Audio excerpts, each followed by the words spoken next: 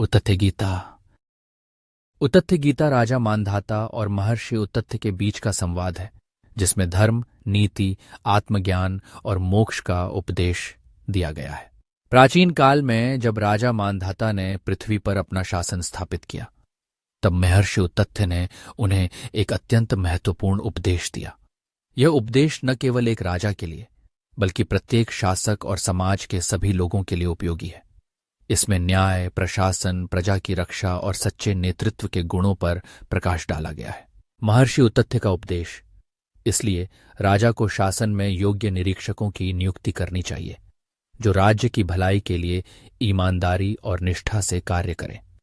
यदि ऐसा नहीं किया गया तो अधिकारी अपनी शक्तियों का दुरुपयोग करेंगे, जिससे शासन में अराजकता फैल जाएगी और प्रजा का शोषण होने लगेगा। 100 सेवकों का एक निरीक्षक होना चाहिए और 1000 सेवकों के लिए एक अध्यक्ष होना चाहिए, जो राजा को सभी मामलों की सूचना दे। यदि योग्य एवं विवेकी अधिकारी नियुक्त नहीं किए जाते तो प्रशासनिक अधिकारी गांव, नगर और पूरे राष्ट्र को हानि पहुंचाने लगते हैं। जिस प्रकार मल से दूषित पदार्थों को साफ करने के लिए तीव्र अग्नि की आवश्यकता होती है, उसी प्रकार प्रशासन में भी कठोर अनुशासन आवश्यक है। जो अधिकारी भ्रष्टाचार में लिप्त हैं, जिनकी नीति विकृत है और जो धोखाधड़ी के माध्यम से शासन को हानि पहुंचाते हैं, उनके दुष्कर्मों को उजागर करने में कौन सक्षम होगा।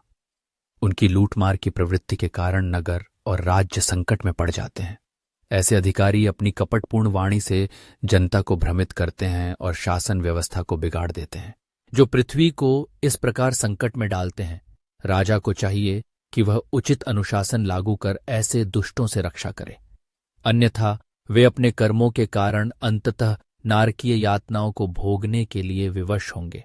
राजा यौवनाश्व को पहले मुनि उतथ्य ने उपदेश दिया था कि वह अपने राज्य की रक्षा के लिए भ्रष्टाचार को समाप्त करे और अनुशासन स्थापित करे। राजा को अनाथों, दुर्बलों और दीन दुखियों की रक्षा करनी चाहिए और उनकी देखभाल करनी चाहिए। यदि राजा गरीबों की पुकार को अनसुना कर देता है तो उसकी समृद्धि नष्ट हो जाती है। राजा का धन भी अनर्थ का कारण बन सकता है यदि वह अपनी प्रजा पर अत्याचार करता है। जिस प्रकार एक लता कुल्हाड़ी की चोट सहन नहीं कर सकती, उसी प्रकार जनता की निंदा और शोषण को सहकर भी समृद्धि नहीं टिक सकती। एक आदर्श राजा वही होता है जो उदार, शिष्ट, वीर, कृतज्ञ, सत्यवादी और कुशाग्र बुद्धि हो। प्रजा की सेवा और धर्म पालन से ही वह महान बनता है। मुनि उतथ्य के इन उपदेशों को सुनकर राजा मांधाता ने धर्मानुसार शासन किया और ऐसा यशस्वी बना मानो अमर ही हो गया हो। महर्षि उतथ्य के इन उपदेशों से यह स्पष्ट होता है कि राजा का धर्म केवल शासन करना नहीं, बल्कि न्याय, सत्य और करुणा के साथ प्रजा की रक्षा करना है। यदि राजा धर्म और नीति के अनुसार कार्य करता है तो राज्य में शांति और समृद्धि बनी रहती है।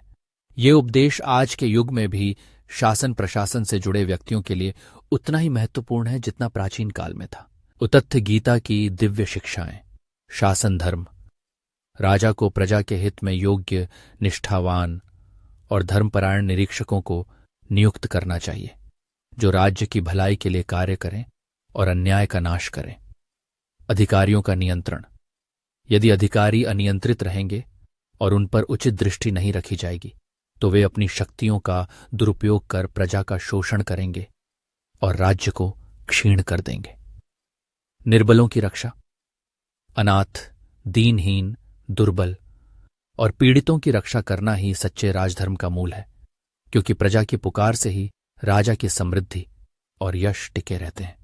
अन्याय का परिणाम: अन्यायपूर्ण शासन केवल धन और सत्ता को ही नहीं, बल्कि राज्य की आत्मा को भी नष्ट कर देता है, जिससे राजा की प्रतिष्ठा और कुल की कीर्ति मिट जाती है।